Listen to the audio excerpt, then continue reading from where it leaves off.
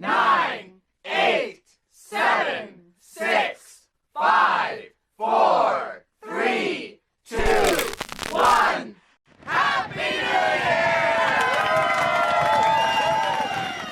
It's been a while since the last video, right? I've been thinking a lot about the right way to get back on channel, so I thought, why don't we talk about greetings to celebrate this new chapter? Welcome back to Naybe and welcome to the new player, Chris DENIS from Chris DENIS World on Instagram. Hi, I'm Chris DENIS. But we'll have time to talk about this long pause and this introduction. Let's start with the main question. Why do we greet? Well, it's not a simple answer actually, because everyone does it daily without even realizing it. As you might know, greetings are acts of communication expressed by gestures, words, sounds, as signals of devotion, respect, affection, or submission by two or more individuals. And sometimes they're used just prior to a conversation or passing by, such as on a sidewalk or a trail, excluding letters and emails. Although it may change within a society, depending on a social status or relationships. Greetings exist in all known human cultures. Some people used to have many elaborate greeting rituals, such as a secret handshake, which allowed members to recognize each other. Back to common greetings, we can find a bunch of ways to salute someone vocally. For example, in English we have hello, which has just a unique meaning, while in Thai we can use sawadee krap, which also means thank you, goodbye, and even I'm sorry. In Thai language, the word wai, the same as nope and sampea in Laos and Cambodia, is a salutation expressed by the youngsters to the elders, and also by those who have a lower status, like students to the teacher. Someone in Italy or those who are studying Italian in Thailand translates why as salve, like a ciao, but with a difference in terms of respect. And also, it's used by people between 12 to 30 years old in two different ways. Youngsters to create confidence and a bond with the elders, like teachers, and university students to their peers.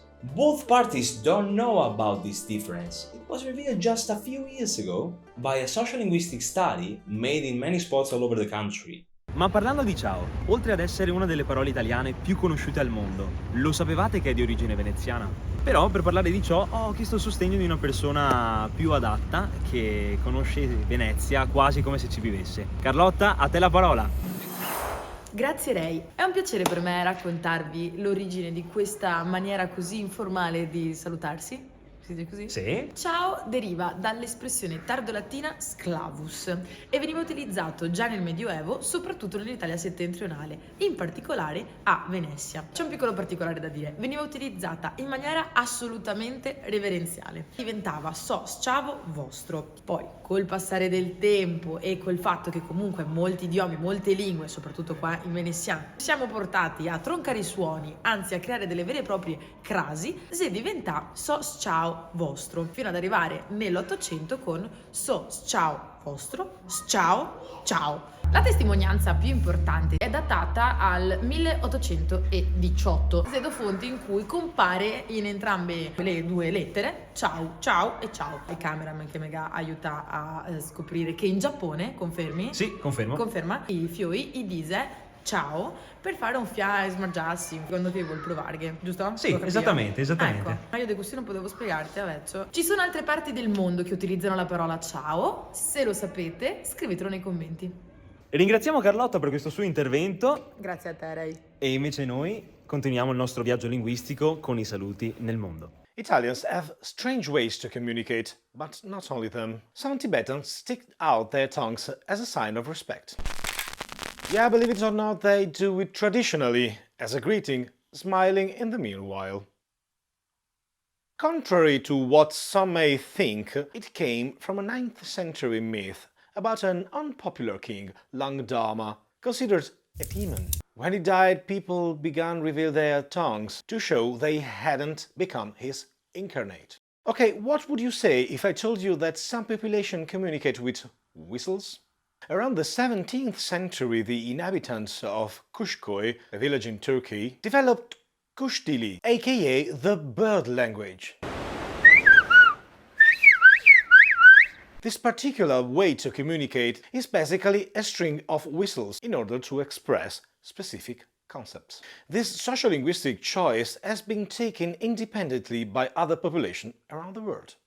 In fact, we have El Silbo Gomero, spoken, or better, whistles, in La Gomera in the Canary Islands. The Mazateco whistle, part of the culture of Oaxaca in Mexico. Spheria, used in a village of a Greek island, Antio. And other 47 whistle version languages. There is even language with clicks, Khoekhoegowab, the most popular and widespread of the Khoisan languages, spoken in Namibia, Botswana and South Africa by the Namakwa, Damara and Hailom, as well as smaller ethnic groups such as the Komani. Ein was. Ein tes. Matisa.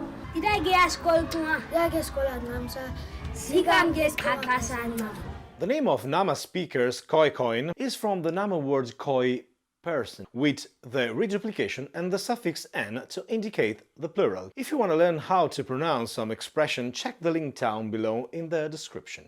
Unbelievable, right? We have been so adapted that we even invented this kind of language. What about sign languages? How do they greet? Are greetings the same everywhere? Well, no. There are 159 full-fledged languages published on Ethnologue, the international annual statistics about the living languages of the world, with each grammar, syntax and lexical rules. Speaking of codifying greetings, the most common is the so-called salute, and it's largely used by the military, and in a few cases by other civilian organizations such as the Boy Scouts or the Salvation Army. It is a formal hand gesture, consisting in most occasions in bringing the head, mostly the right, towards the forehead. At least in the current era, because throughout the history, the armies used other methods like body gestures, cannons or rifle shot, and removing the headgear. Historians think that was this act of removing the headgear or helm that had originated this kind of greeting, even if it's thought coming from the Romans, the salutatio militaris, pretty similar to the current one. The most likely origin can be found in the Middle Age. The heavy headgear worn by the knights had a visor that could be raised using the same movement we see nowadays among the soldiers around the world. That gesture meant showing their own face, in a sense of challenge and in contempt of the opponent. Later in the army, the salute was expressed to show respect to the superiors, and the head removal itself was gradually abandoned, resulting in raising the arm only and using the hand in different ways. Palms toward down or to the front, fist or just the thumb bent under the palm. The fact that it has originated from removing the headgear can be noticed even nowadays, because most of the time it isn't used when someone doesn't wear a hat. But among the civilians, especially in the past 2 centuries, you could see men tipping their hat in salutation of someone passing by. That certainly share the same history of the military one. And what about kissing? In Europe, the formal style of the upper-class greeting, used by a man to a woman in the early modern period, was to hold her posed hand, usually the right, with this right hand and kiss it while bowing. Just symbolically, not for real. Cheek kisses are common in Europe, Canada, Quebec, and Latin America, and have become a standard greeting mainly in Southern Europe, but also in some Central European countries. 3 kisses are common in Russia, Poland, Slovenia, Serbia, Macedonia, Montenegro, the Netherlands, Iran, and Egypt. 2 kisses in Italy, Spain, Hungary, Romania, Bosnia and Herzegovina, while in Mexico and Belgium only 1 kiss. Bonus info. In the Galapagos, women kiss only on the right cheek, and in Oman, it's not unusual for a man kissing another one on the nose after a handshake. Yeah, we didn't forget to mention the high five, the hand waving, kowtow, fist bump, elbow band, very common during the COVID period, and many others from different countries. What? We're on top of the world because we're the most intelligent animal on the planet?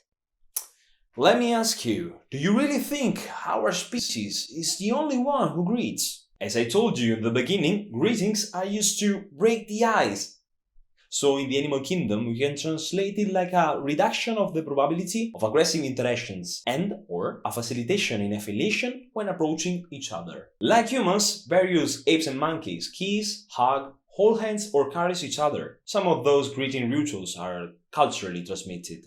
Rafaela Hazen, a researcher of the Durham University, states that bonobos and chimpanzees are committed to saying or doing something to end the dialogue, as humans do. This particular behavior was noticed in bonobo babies during the grooming interruption, when they began to draw the attention of the researchers by vocalization and gestures. From that observation, they started to study their conversations, discovering that they greet, making eye contact, shaking hands, and rubbing their heads almost like humans. Almost. In April 2021, a team of researchers wrote in another article. Are you ready? We looked at the production of two acoustically distinct greeting call variants: low fundamental frequency punt grunts and high fundamental frequency punt barks during approaches between two individuals in 5 communities of wild chimpanzees, punt troglodytes, in Uganda and Ivory Coast. And then, the production of greeting calls was more likely soon after party fusion and was negatively related to subsequent proximity levels between the caller and receiver. These results expand our knowledge of greeting calls and imply that these calls might be used to re-establish dominance relationships after a period of separation, and that the function of these calls can be modulated by their specific acoustic variants and by visual signals that often accompany them. Other primates get more creative. Male baboons have such greeting rituals called scrotum grasp. The term is self-explanatory. By allowing their peers to handle their sensitive parts, those baboons show trust. Fun fact, genital greetings are not unique to baboons. The anthropologist Mervyn Meggit documented a curious custom among the Warlpiri, an aboriginal tribe in Australia, who use a penis-holding ritual to ease tensions. After a quarrel, a man may visit his adversary to present his penis to him. The host holds it in his hand, expressing his willingness to put the grievances aside. Hyenas, as other social animal hierarchical structures, have to access the clan through a similar greeting or welcoming ceremony, which is a thoughtful way to celebrate your commitment or their commitment to the other members of the group. Subordinates communicate that they don't have the need to challenge the dominant through the hormones sensed on penis or a pseudopenis, the huge clitoris. I know you want to know what is it. But it's not the topic. Maybe in another video. Let me know in the comments. Orcas also engage greeting ceremonies, and it happens after a long period of traveling and hunting alone. It begins with a sort of choreography where each pod forms lines facing each other on the surface of water. And then they start to call back and forth while moving closer and closer to one another until they eventually meet. And then it breaks down into an explosion of play, breaching, slapping, and socializing by vocalization and other fun stuff that we can call intermingling.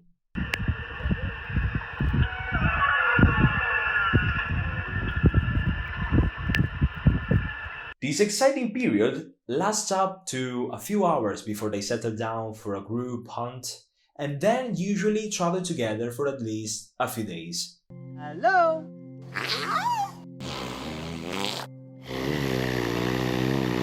Amy? Hello? Dogs, like other animals of this list, proceed by reciprocated greetings, where both dogs engaged in olfactory inspection of the anogenital region, face, head, and or inguinal region of the other dog are not significantly more frequent than unreciprocated greetings, where only one dog engaged in olfactory inspection. Single dog greetings, where one dog approached, are statistically more frequent than dual dog greetings, where both dogs approached. In single dog greetings, the dog starting the greeting is significantly bigger, at least equal to that of the recipient dog. Back to the greeting ceremony, elephants follow almost the same process, communicating each other in various ways, including touching, visual displays, vocalization, seismic vibrations, and semiochemicals, a gentle way to indicate peace pheromones. Adult females, for example, emit greeting rumble after reuniting with their family group.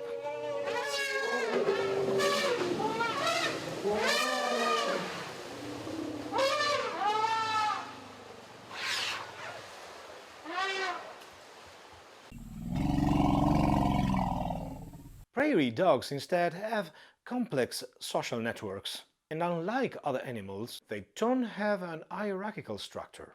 Behavioral ecologist Jennifer Verdeling from the University of Arizona have been studying prairie dogs for nearly 2 decades, learning their intricate speech patterns. She states, "They greet each other with a kiss, and individuals that kiss each other and don't fight afterwards belong to the same social group and territory.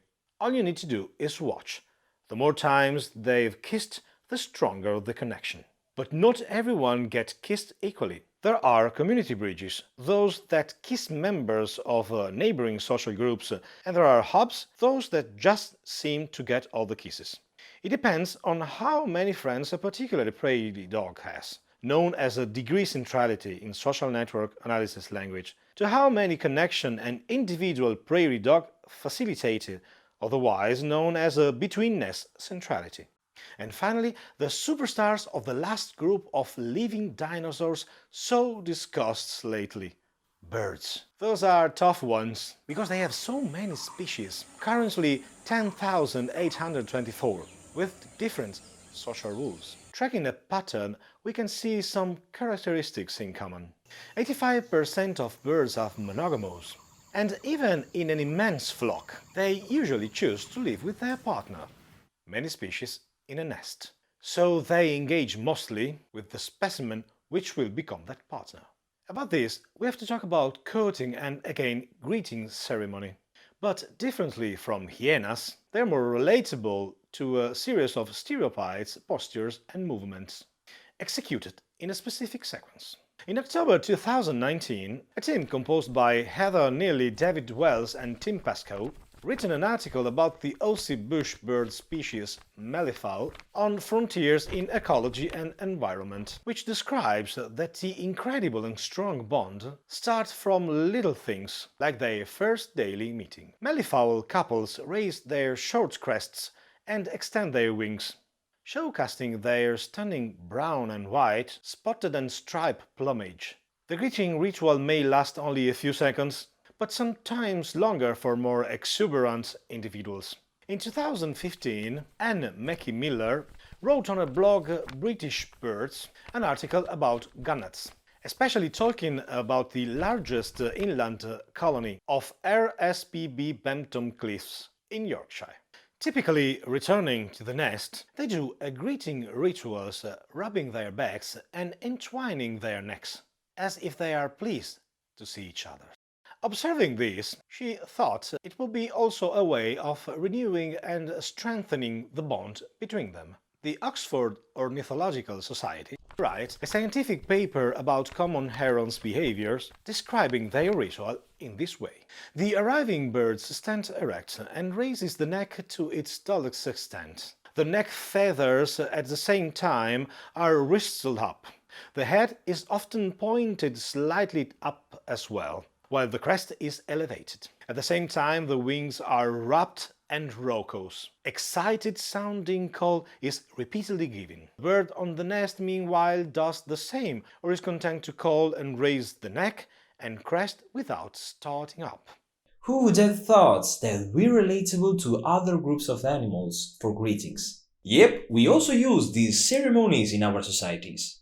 Of course, with differences, but we have a systemic way to greet someone during these events. Can you tell us some examples of greeting ceremonies in our species? Please write down here in the comments. This was the first video after a year of inactivity. I personally feel so happy because I meditated so much about the navy destiny, and now with him we decided to give new life to this amazing project. Well, if you want to support us, I give you 2 wonderful options. But first, please follow us on Instagram and Facebook, and then subscribe. Jokes aside, our project is really ambitious and worthy. Why? Because we want to change the vision of the world. Guys, thanks for watching. Have a good one, and we'll see you next time.